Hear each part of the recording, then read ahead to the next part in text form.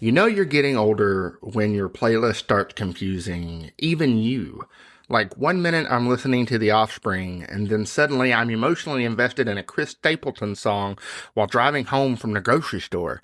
And somehow after that I'm listening to Sam Cooke like I've lived through 3 divorces and a factory shutdown. I don't even know who I am anymore. And the craziest part is, I used to make fun of some of the music I love now. Country music, I didn't get it. Older music, I didn't appreciate it. And now I'm over here talking about songwriting and vocal emotion like a tired dad music critic. Somewhere along the way, your playlist stops being about looking cool and starts becoming therapy. And honestly, I kind of love it.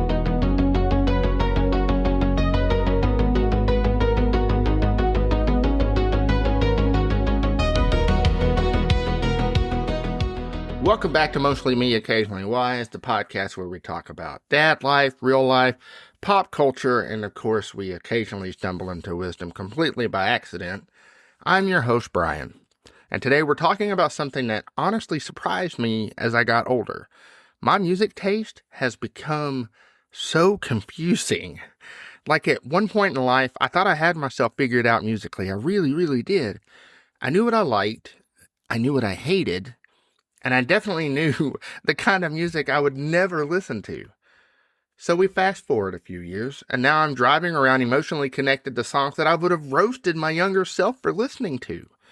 I've become that guy that says, man, this song has got some meaning to it.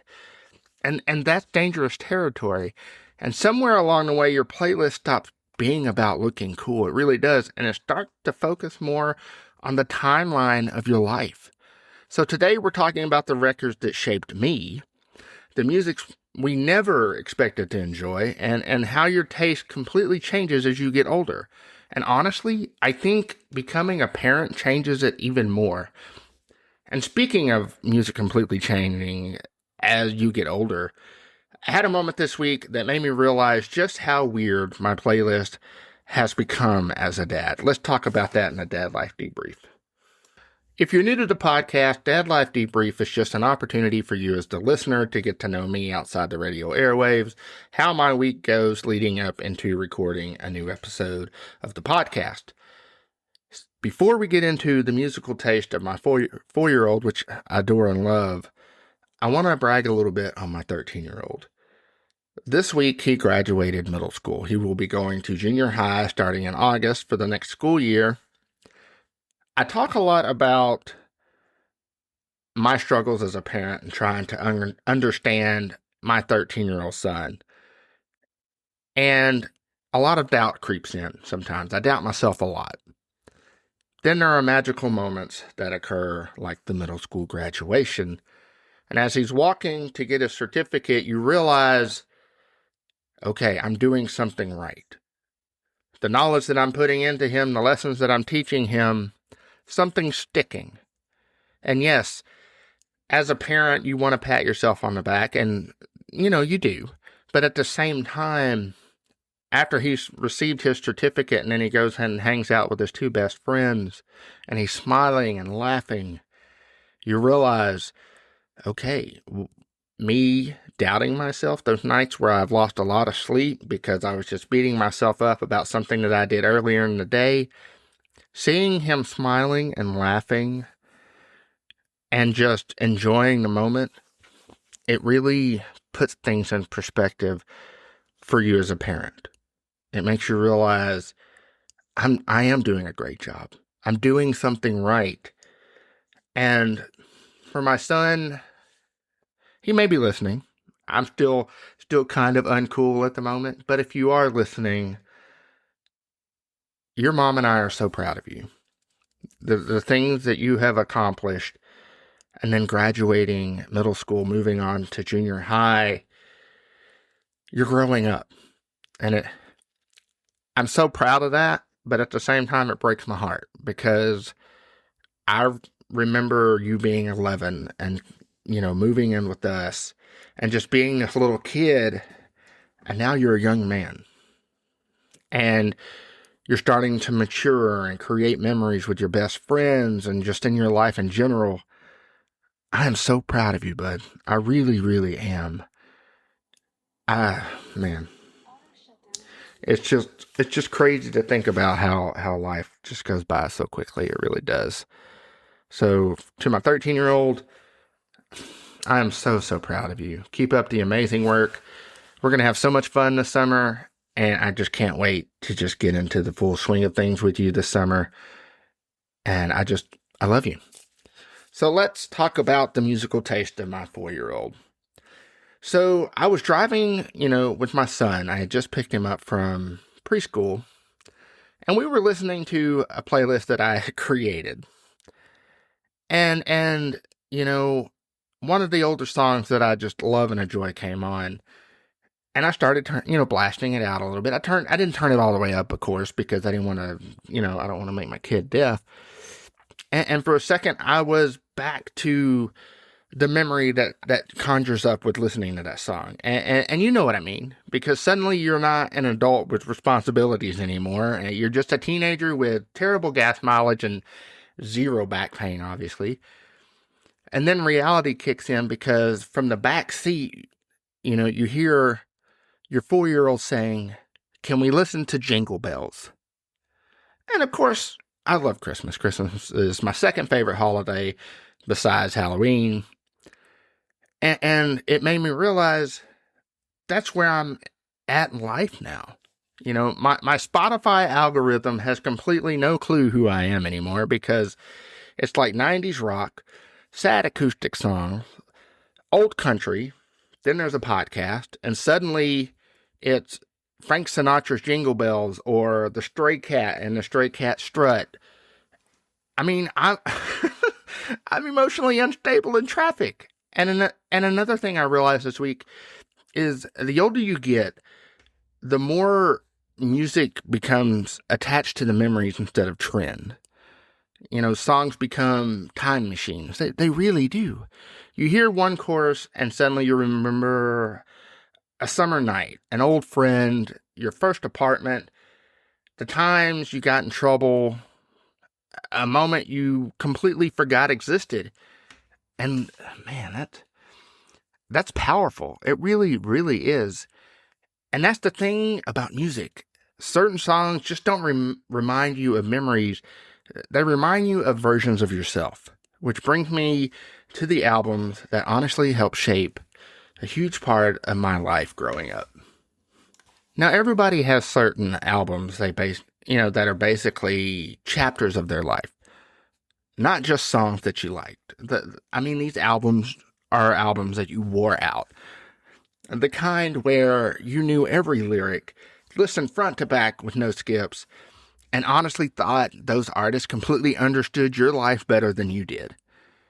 And it's funny because when you hear those albums years later, you're transported back to who you were when you first heard them. And for me, there are 3 albums that instantly come to mind. The first one, Open Up and Say Ah by Poison.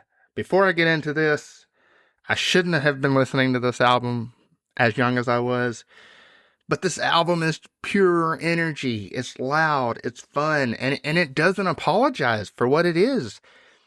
And at that point in my life, this kind of music felt cool. Songs like Nothing But a Good Time, Every Rose Has Its Thorn, my personal favorite, Fallen Angel. Man, those songs just stick with you. And what's funny about when you're younger, you mostly connect with the attitude of an album. You're not just sitting there analyzing the lyrics. You just know, you feel something when you're listening to this. This record reminds me of being younger, when music was all about turning it up too loud, driving around, getting into trouble, and thinking life was way simpler than it actually was, obviously. And honestly, even now when I hear those songs, there's still something fun about them, and you can't not sing along. Then there's Americana by The Offspring. This album absolutely owned a period in my life. This was one of those records where every song felt like it had personality. It had humor, chaos, energy, and somehow still had songs that actually said something underneath all the craziness. And let's be honest, if you grew up listening to The Offspring, there's a good chance you were screaming lyrics you probably shouldn't have been screaming at your age. And this album just felt rebellious in the best way. It was a soundtrack for hanging out with your friends, acting dumb, laughing constantly, and not overthinking life yet. And honestly, Americana still holds up. It really does. The older I get, the more I appreciate albums that knew exactly what they wanted to be. And this record had so much confidence. Now, this next one is where you can really tell how your music changes when you get older. Dreamboat Annie by Heart. Top 5 favorite album of all time. Younger me probably wouldn't have appreciated this album the same way I do now. But man, the older I get, the more I love records like this. There's something timeless about it. It's calmer, it's more layered, it's more emotional.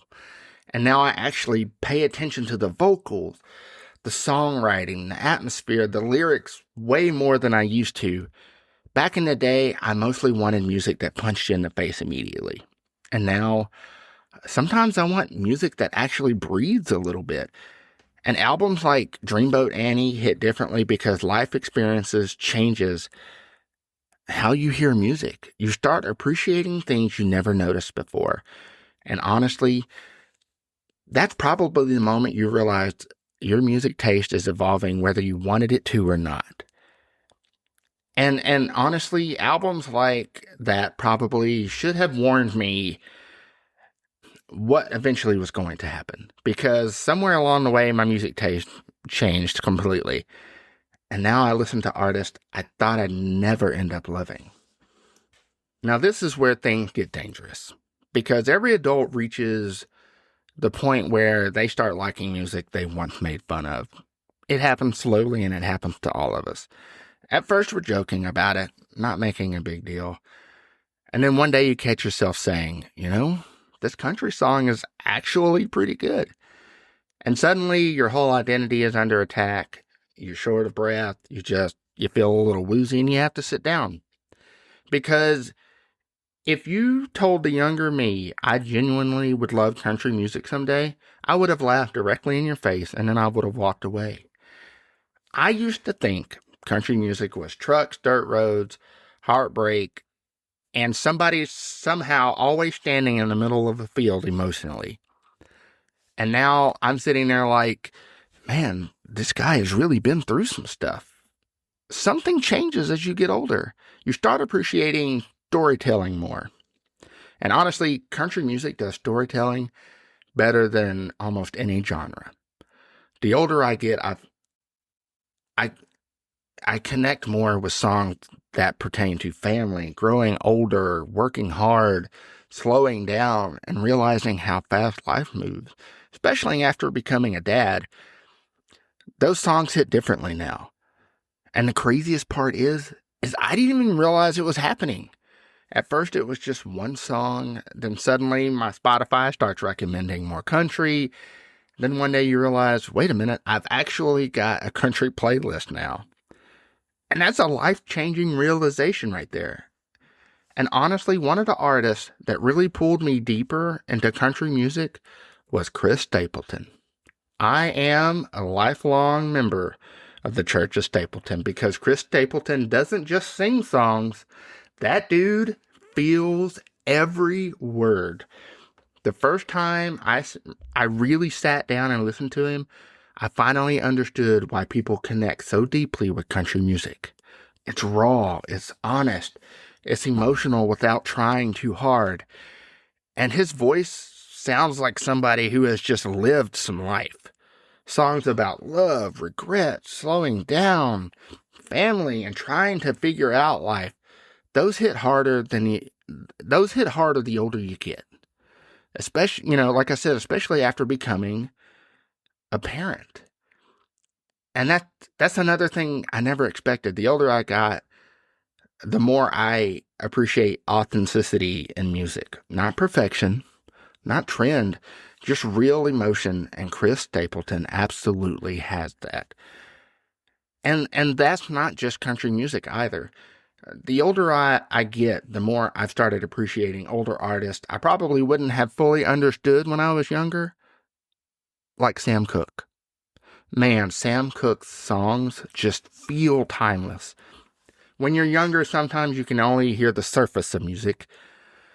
But as you get older, you start hearing emotions differently. The vocal, the storytelling, the soul behind it.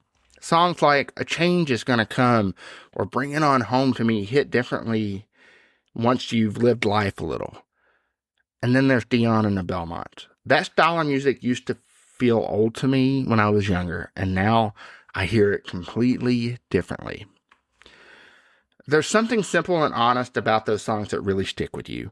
And honestly, I think getting older makes you appreciate music history more. You realize great music stays great no matter how long time passes. And look, I love rock music. I still love the albums that shaped me growing up. But now my playlist has evolved into complete chaos. It really has. One minute it's The Offspring, the next minute it's it's an emotional country song about raising kids and appreciating life. And somehow both feel equally important now. I think getting older makes you stop caring about whether music is cool. You just care whether it connects with you. And honestly, that's probably the best part about getting older musically.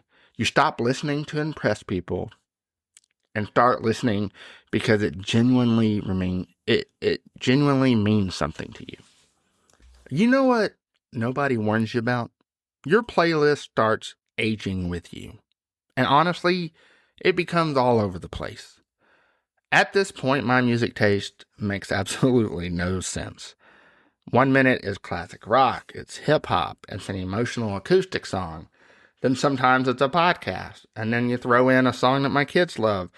And then the next thing you know, you're listening to something that sounds like it belongs in a retirement home coffee shop. And somehow I love all of it.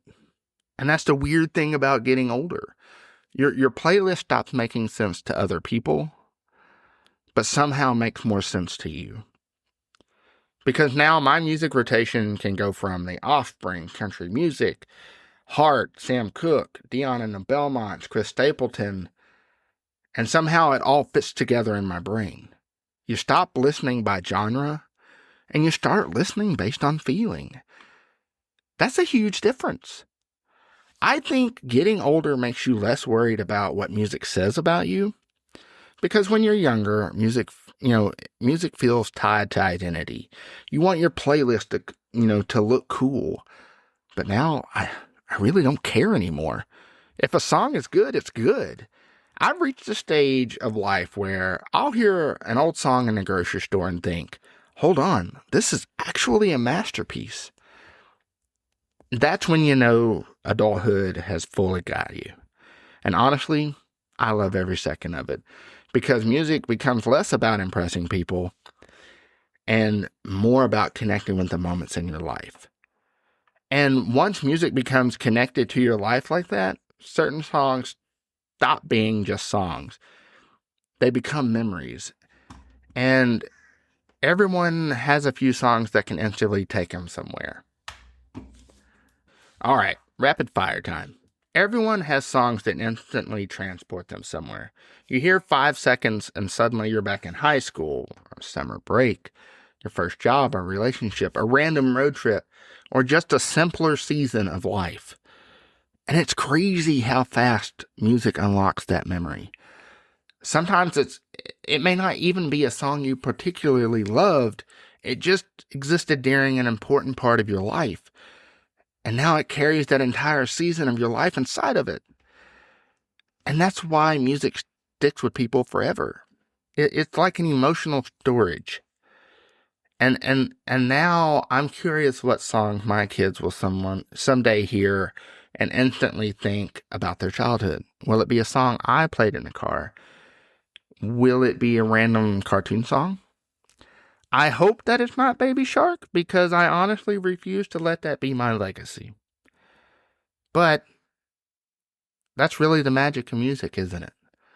A 3-minute song can somehow hold entire years of your life inside it.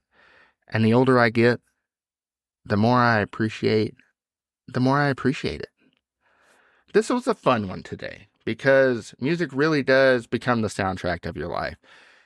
And the older I get, the more I realize your playlists tell the story of who you were, who you become, and what has mattered the most to you along the way. Even if it includes cartoon songs, random guilty pleasures, and country music you swore you'd never listen to. I want to thank you for hanging out with me today on Mostly Me, Occasionally Wise. And if you enjoyed this episode, share it with someone whose playlist has also become completely unexplainable. Also, I'd love to hear from you. What song or album instantly takes you back to a specific moment in your life? You can reach out to us on the Facebook page, Mostly Me, Occasionally Wise, or send us an email at mostlymecontact@gmail.com. Seriously, send us your favorite albums, the songs that shaped you, or artists you honestly thought you'd never end up loving. I'd love to hear it. Until next time, keep surviving dad life, keep laughing through the chaos, keep the music loud enough to feel something, and remember, stay mostly you, occasionally wise.